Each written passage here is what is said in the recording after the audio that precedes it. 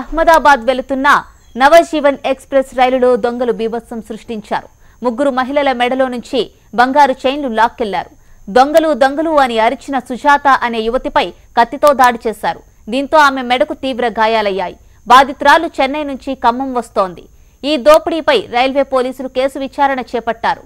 దొంగల కోసం గాలిస్తున్నారు.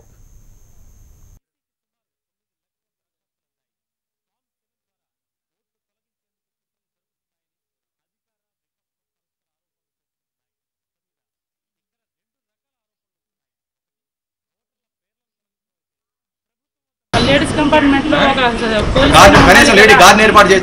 ఎవరు లేరు. అసలు అంతా అరుస్తుంటే మమ్మల్ని పట్టించుకునే నాదుడే లేడు. ట్రైన్లో ఎవరు జెంట్స్ లేరండి, మేమంతా లేడీసే ఉన్నాం. అందరూ లేడీస్ కంపార్ట్మెంట్